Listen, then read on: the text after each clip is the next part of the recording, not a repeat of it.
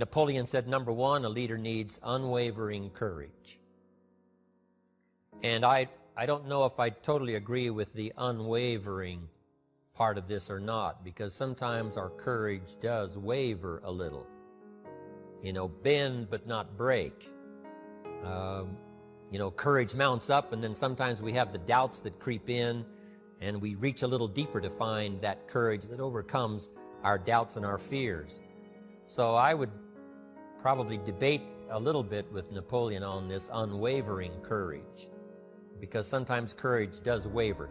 But as long as it stays, as long as in the end there it is to serve you, the courage to do what you didn't think you could do, the courage to step into territory that might be a little unfamiliar, the courage to talk to somebody you don't know, the courage to attempt conducting a meeting, the courage to give your first testimonial, the courage to, you know, solve problems you couldn't solve before, that kind of courage. The courage to stand up when it's sort of dark in your corner, the courage to do it when it isn't going your way, seemingly. The courage to try to have a good day in the midst of a bad day, that kind of courage. Wavering a little at times, yes, because we all have doubts that attack us. We all have small fears that creep in. That is the nature of life. But that's what faith is all about. That's what courage is all about. To serve us when our doubts will not serve us well. Faith to overcome fear, and courage to overcome our doubts.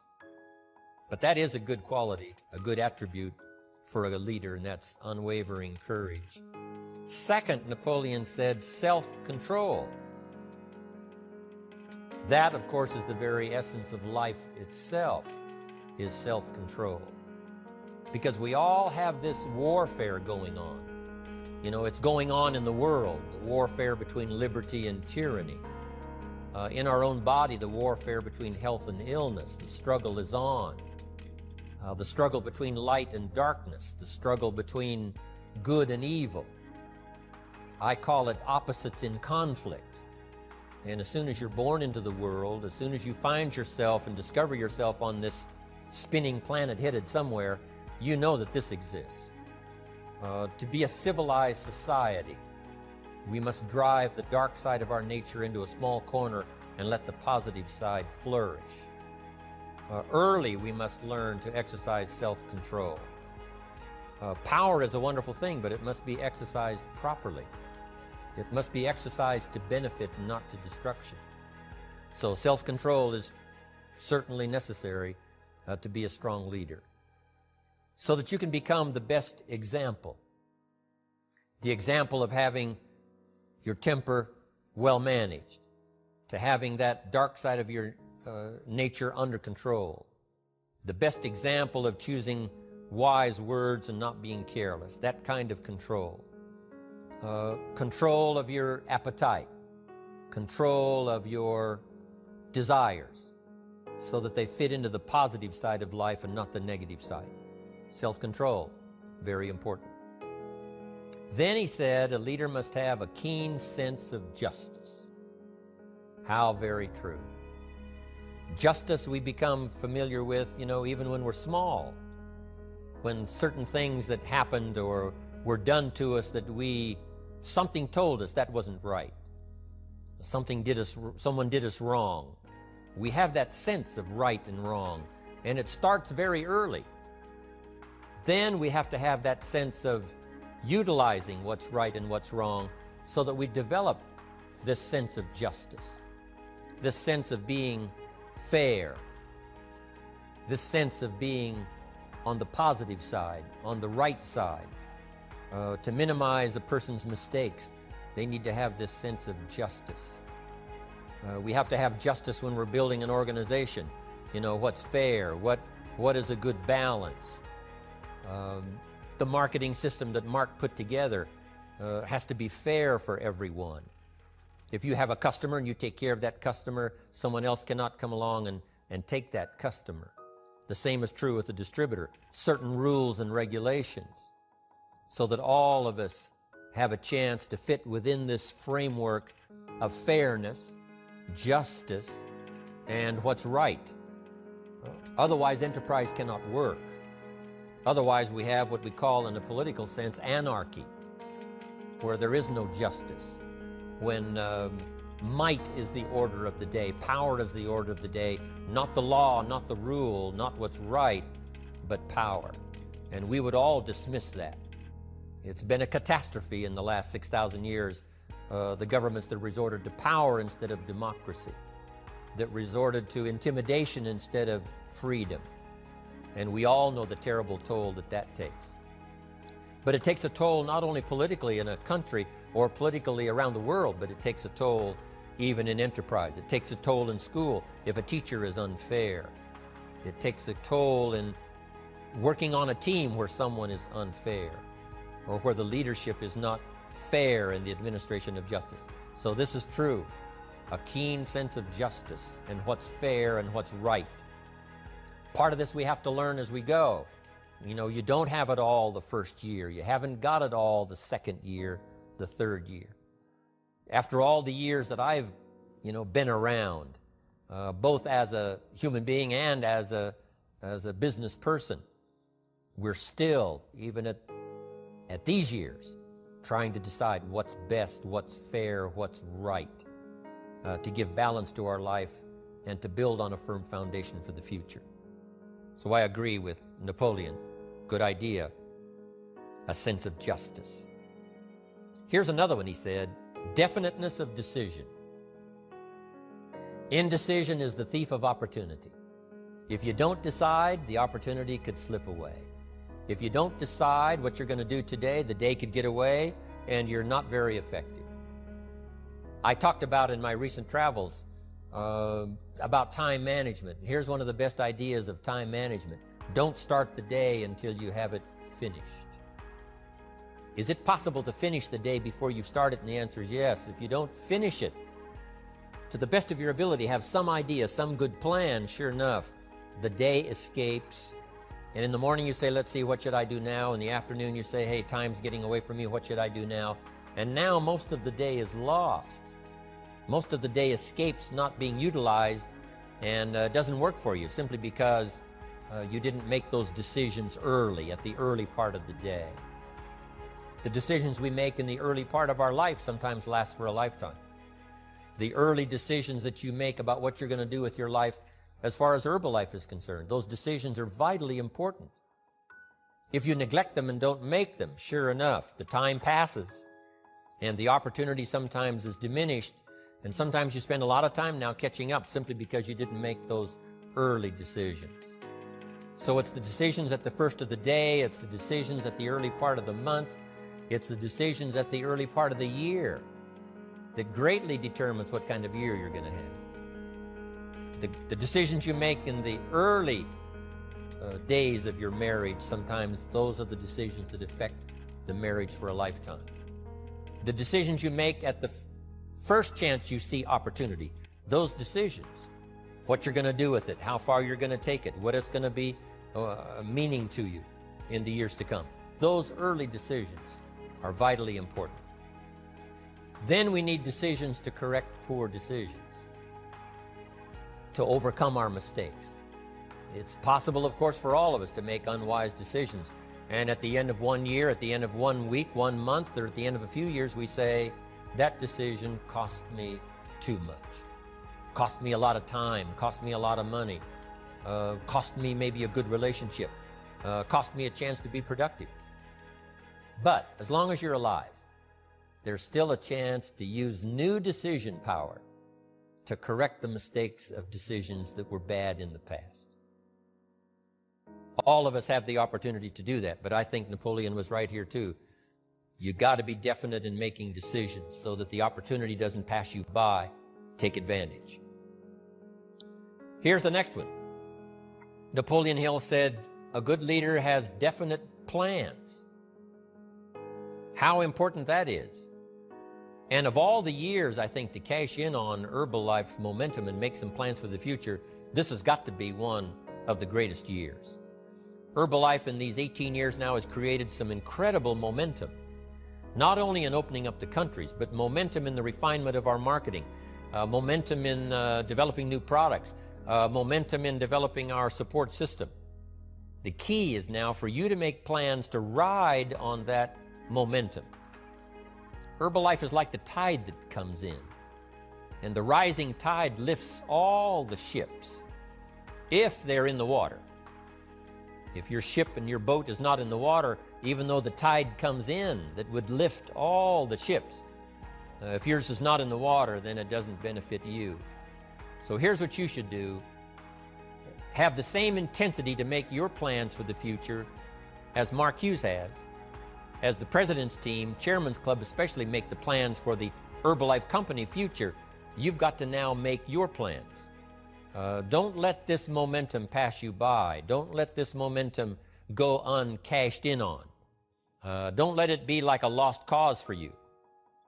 And maybe you've, because of the lack of plans, have lost a month or two, or you've lost a week or two, or maybe you've lost a year, and you were 10% effective instead of 100%. Now's the time to change all that and start making some plans. Your Herbalife plans, they're vitally important. You might as well cash in on the Herbalife plans for world expansion, the Herbalife plans for expansion within your country, the Herbalife plans for the expansion of the business, the incentives. Cash in on that, capture that, and say, I've got to have some plans that match Herbalife. Not necessarily match Herbalife in numbers, but that can match Herbalife in momentum, that can match Herbalife in cashing in on the opportunity, your plans for Herbalife expansion. You got to have some plans for your family, right? You got to take your family along, don't leave them out. One of the challenges all of us have in making our plans is how to balance everything. To make sure that we don't regret at the end of the year, I spent too much time on that. I spent too much money. And then if you have, say, how can I not do that again? And construct some better plans so that you won't have any regrets at the end of a year to come, 5 years to come, 3 or 4, 5 years to come. Definite plans. The plans for the use of your money. One thing I've admired about Mark Hughes since I've met him all those years ago, once he started becoming successful, he had a splendid plan, not only for his personal success in terms of financial security, but in terms of the company. Because Mark has to look after the company and make sure that the company is secure, that the company has plenty of reserves, so that no matter what happens around the world, and when you're doing business in 37 countries, you can imagine what the challenge is to make sure the plans for each country are there. The backup plans, the financial plans, as well as products and opportunity and marketing. It is a challenge beyond comprehension to most of us what kind of planning that takes in terms of trying to make Herbalife secure for the future. I described it in one of the summit classes as Mark takes the same pledge that the President of the United States takes, and that is to preserve and protect and defend the Constitution, says the President. But Mark has to preserve and protect and defend the company to make sure it's viable, not just in America where it started, but all around the world in each country. It's an awesome responsibility. But now for you, your plans to be financially secure. If you're starting to make some big money in Herbalife, I'm telling you, you got to have a good plan for your resources so that you find yourself secure regardless of what happens. I agree with Napoleon here. You got to have good plans. One more on plans, and that is the plan for your personal development. The plan to be better this year than last year. The plan to take the classes, attend the workshops, do everything you possibly can to show personal progress, not just financial progress. Not just the progress of having one more car or one more home, but the progress of personality, the progress of communication skills, the progress of recruiting skills, the progress in how to deal with people, progress in using your influence so that it multiplies its power by 5 by 10 versus what it used to be. You need those kind of plans. A plan for personal growth, personal development. A plan to be all that you can possibly be in the years to come as you develop your Herbalife business and your life business and your family business, all of that. Got to have good plans. Next, Napoleon Hill had a good saying. It was something my father had and passed it on to me as a good philosophy. And here's what he said. A good leader has the habit of doing more than what he gets paid for. What an incredible philosophy this is. The habit of doing more than you get paid for. It's what we call the service that you put out like seeds in the ground that doesn't bring the harvest immediately, but the harvest is yet to come. It's called like putting out the capital in capitalism. Doing more than you get paid for means that you're getting ready for the next move up. Because if you do more than you get paid for, you've made an investment. The average person might think if I do more than the company requires, then they're ripping me off. I'm not getting paid for that extra time, that extra attention. But you must not view it that way. You must say, I'm getting there a little earlier, staying a little later, as an investment in my own personal future. Because I want that kind of reputation. I want that kind of philosophy to work in my life. Do more than you get paid for. And this philosophy works incredibly well in Herbalife. You make the Herbalife sale of the Herbalife products. Now you must do more than you've gotten paid for. Right? They've got the product, you've got the money. But you can't stop your investment there. Now you must develop the investment in time, effort, and energy in turning that new customer into a testimonial. And sometimes that's the most difficult work, the work after the sale. Because the sale might be fairly easy. Someone says, hey, I've been looking for this product, I need it, here's my money. But now you've got to stay with them, make sure they don't just buy the product, but that they use the product. And that they don't just use the product, they keep using the product. That's the work after the sale. But if you learn to make that kind of an investment and do more than you get immediately paid for, the payoff in the future can be fantastic. Because as we all know in Herbalife, what really pays off is not a sale of the product. What really pays off is a testimonial. A testimonial that gives you more sales than you can keep up with. A testimonial that takes you places you could never go by yourself, introduces you to people you'd never see on your own. That kind of investment is so powerful. So you do more than you get paid for up front. It's happened for me, making the investment. When I first started lecturing 36 years ago, I talked to high school classes, college classes, service clubs, and I gave it all away. I went and talked for free. Someone said, Mr. Rohn, would you come and do this breakfast talk? I said, sure. Could you do this luncheon talk for this service club? I said, of course. And all of that in the beginning was for free. Primarily because I'd made my fortune, I didn't need the money, but I did it for free, but look what it's made for me by giving that kind of service in those early days. And finally it led to business and led to an enterprise. And I was giving the seminar all those years ago here in Los Angeles, and Mark Hughes was in my audience. So what you don't get paid for, don't worry about that. Just render the service with the vision of the future that it'll come back multiplied if you have this kind of habit, this kind of philosophy.